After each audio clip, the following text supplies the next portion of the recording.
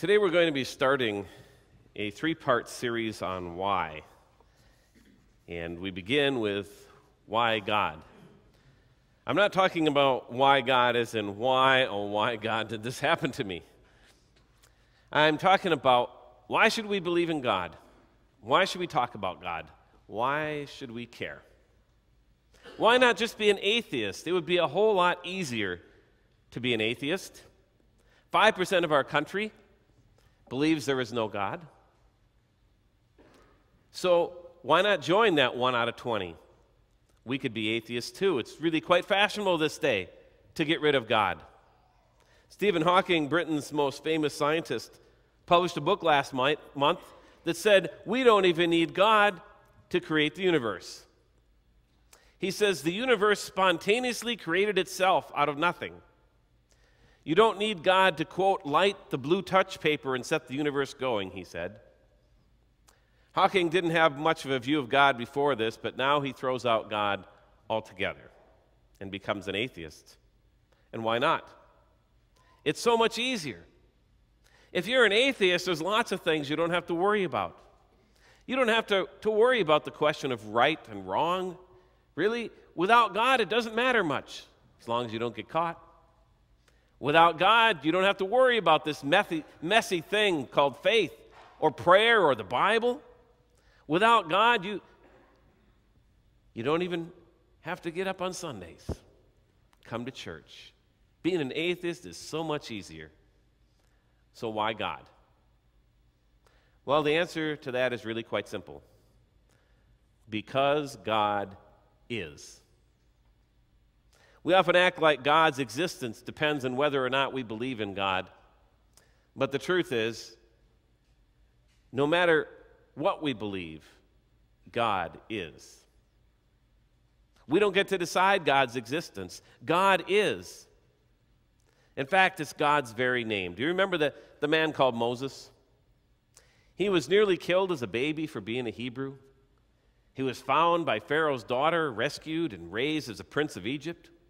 In defending a Hebrew slave, he killed a man, and he fled off into the desert, where he met the proverbial farmer's daughter and settled down with her and his father-in-law to take care of the sheep.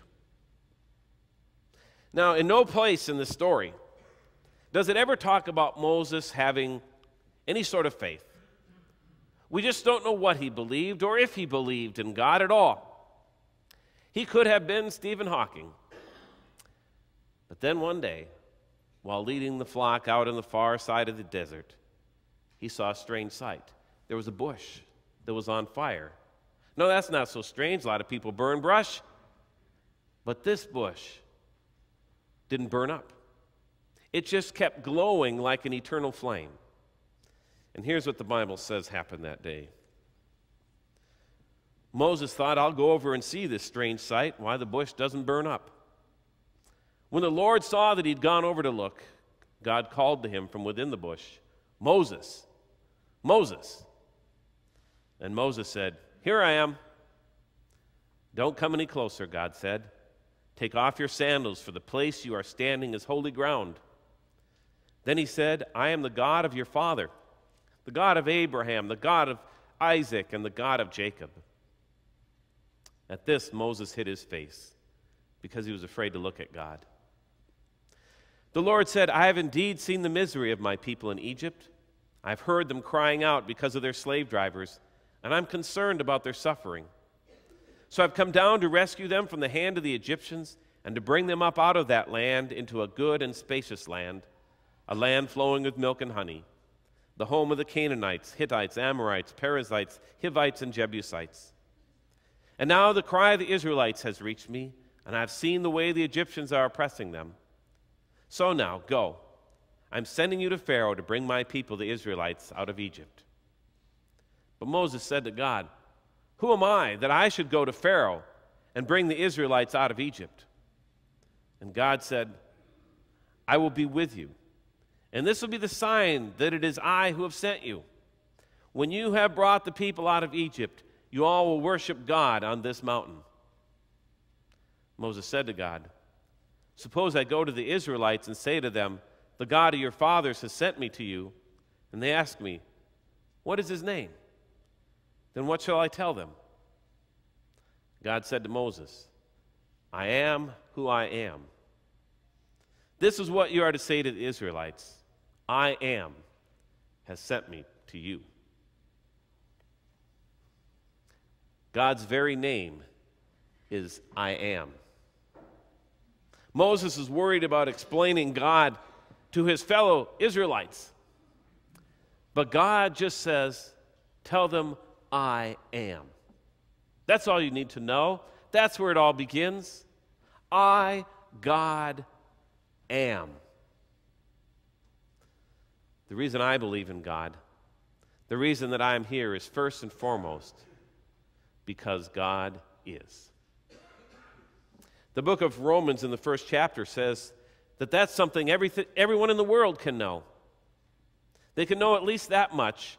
They may never have heard about Jesus. They may never have read the Bible. But everyone can look out at the world around us, at creation, and at least know that something caused all this to be. Something infinitely more powerful than us. Something divine. A creator God. Romans 1 says that everyone can know at least that much about God, that God is. So what about Stephen Hawking? How can he say that this universe came into being without God? Well, he argues in his book that according to his M theory, the universe just creates itself out of nothing because of the laws of the universe.